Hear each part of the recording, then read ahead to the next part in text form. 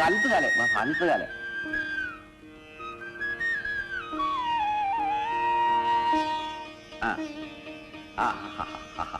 അവിടെ വെച്ചു. അവിടുത്തെ പരിപാടി കഴിഞ്ഞോ?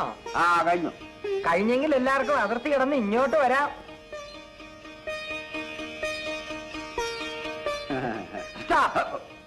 തന്റെ ചടങ്ങിന് എന്നെ വിളിച്ചില്ലല്ലോ.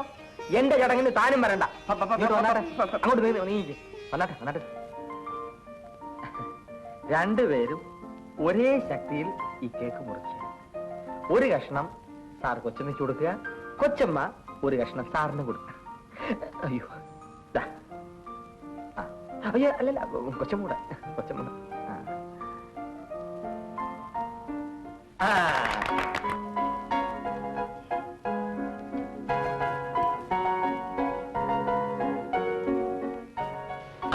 ഓ, ഈ വെണ്ടയ്ക്ക അക്ഷരത്തിൽ എഴുതിയിരിക്കുന്ന മുഴുവൻ തെറ്റാണല്ലോ. സാറിന് കാര്യം മനസ്സിലായല്ലോ. അത് മനസ്സിലായി.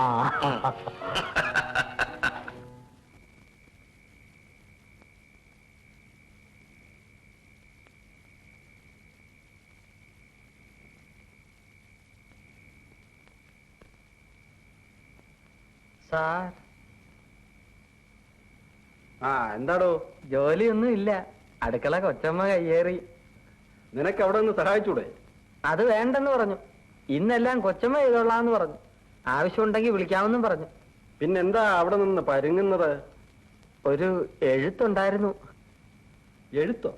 അതെ, പറയാൻ വിക്കുള്ളത് കൊണ്ട് നമ്പ്യാരേട്ടൻ എഴുതി എന്നെ ഏൽപ്പിച്ചതാ, സാറിനെ വായിച്ച് ഏൽപ്പിക്കാൻ.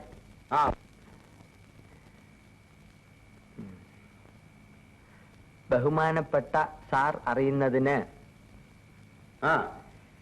വിവാഹം കഴിഞ്ഞ് ആദ്യ രാത്രിയിലെ ചടങ്ങുകൾ. രാത്രി ഭക്ഷണം കഴിഞ്ഞ് സാറ് കിടപ്പുമുറിയിലേക്ക് പോണം. കൊച്ചമ്മ ധാരാളം മധുരമിട്ട ഒരു ഗ്ലാസ് പാലുമായി വലതുകാലിൽ വെച്ച് മുറിയിലേക്ക് കയറുകയും കയ്യിലിരിക്കുന്ന മധുരമിട്ട പാൽ ഗ്ലാസ് ലജ്ജയോടുകൂടി സാറിന് കൊടുക്കുകയും ചെയ്യണം. സാർ പാല് വാങ്ങി കുടിച്ച് മിച്ചമുണ്ടെങ്കിൽ അത് കൊച്ചമ്മയ്ക്ക് കൊടുക്കുകയും കൊച്ചമ്മ അത് കുടിക്കുകയും വേണം.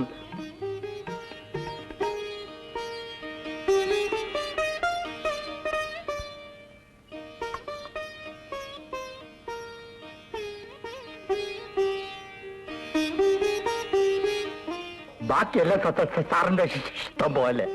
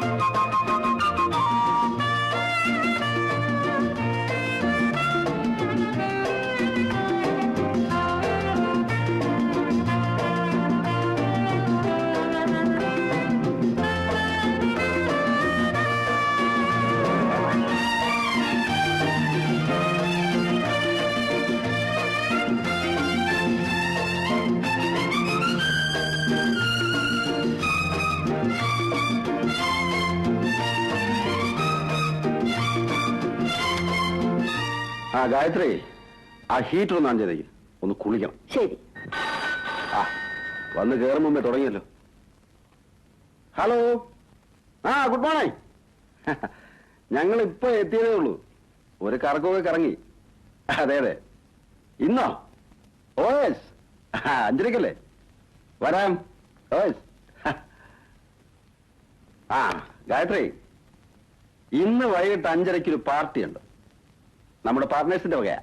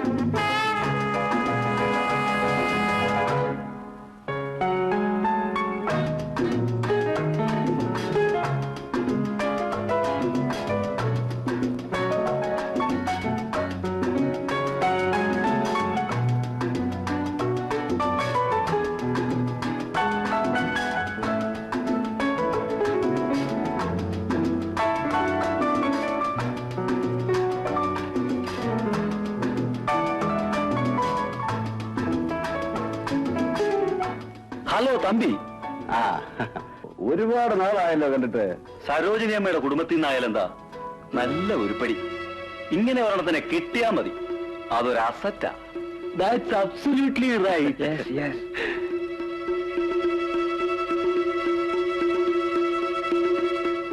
തമ്പി സമ്മതിച്ചിരിക്കുന്നു.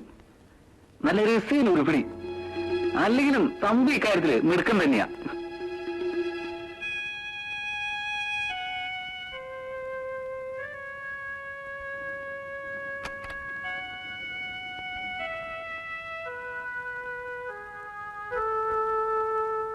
നീ എന്താ ഡ്രസ് മാറാതിരിക്കുന്നത്?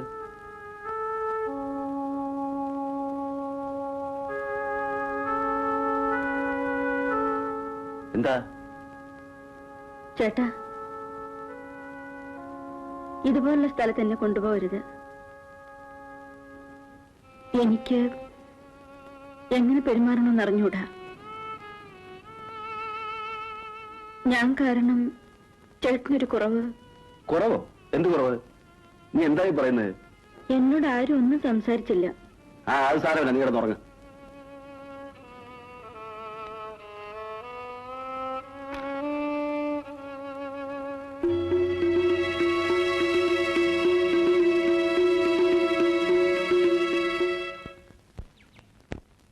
ഓ, അത് നീ പോയി നിന്റെ കൊച്ചമ്മയുടെ ചായ കൊണ്ടുവരാൻ പറ.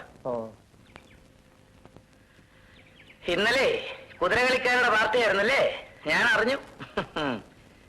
എന്നാലും എന്റെ തമ്പി, ഈ പാവം പിടിച്ച ബാങ്ക് ക്ലാർക്കിനെ എങ്ങനെ തഴയാൻ തോന്നി? എന്റെ പാർട്ട്നേഴ്സിന്റെ പേര് പാർട്ടിയായിരുന്നു. ആ, ഒരു ഫോർമൽ പാർട്ടി. മേനോൻ എന്റെ ഒരു ഫോർമൽ ഫ്രണ്ട് അല്ലല്ലോ. അല്ലല്ലോ. ഞാൻ പറഞ്ഞു വരുന്നത്, മിസ്റ്റർ ആൻഡ് മിസസ് മഹാദേവൻ തമ്പിക്ക് ഈ സിമ്പിൾ ഓർഡിനറി ക്ലർക്ക് ഒരു ശാപ്പാട് തരാൻ ആഗ്രഹിക്കുന്നു. എന്റെ പാവം ഭാര്യ സ്ഥലത്തില്ലാത്തതുകൊണ്ട് നഗരത്തിലെ ഏതെങ്കിലും ഒരു ഹോട്ടലിൽ വെച്ച് ആ കർമ്മം ഞാൻ നിർവഹിച്ചോളാം. ആ, ഞങ്ങളെ ഒരു പാർട്ടിയുടെ കാര്യം പറയായിരുന്നു. ഇയാളോട് പറഞ്ഞിട്ട് കാര്യമൊന്നുമില്ല. സമയവും സ്ഥലവും വൈകിട്ട് അറിയിക്കാം. വേറെ ആരുമില്ല. നിങ്ങൾ ഭാര്യയും ഭർത്താവും, അല്ല, ഭർത്താവും ഭാര്യയും ഈ ഉള്ളവനും.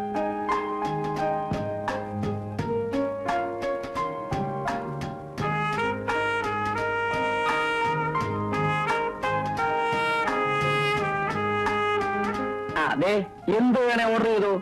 ലക്ഷക്കണക്കിന് രൂപയായിട്ടാ വന്നിരിക്കുന്നേ. പിന്നെ അവിയലും സാമ്പാറും ഒന്നും ഇവിടെ കിട്ടിയെന്ന് വരില്ല. ഹായ് തമ്പി.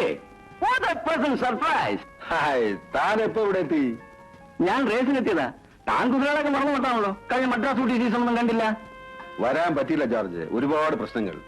ആ മേനോൻ, ഇത് മിസ്റ്റർ ജോർജ്. ഹലോ. എന്റെ ഏറ്റവും അടുത്ത സുഹൃത്താ. ഇത് മേനോൻ. ഇത് വൈഫായിരിക്കും. ആ, വൈഫാ. എന്റെ അല്ല, തമ്പിയുടെ. ഇതാണ് ഇങ്ങനെ രഹസ്യമായി ഒപ്പിച്ചു. ആരും പറഞ്ഞു കേട്ടില്ല. എക്സ്ക്യൂസ് മീ, ഒരു മിനിറ്റ്. ഇപ്പൊ വരാം. സത്യം പറ, കഴുത്തി തൂങ്ങിയതാണോ? അല്ല, തന്റെ സ്വഭാവം സമ്പ്രദായം വെച്ച് നോക്കിയാൽ ഇത്രയും നല്ല പെൺകുട്ടിയെ കിട്ടാൻ വിഷമാ. സത്യം പറഞ്ഞാൽ ഞാൻ ആദ്യം കണ്ടത് ആ പെൺകുട്ടിയെ.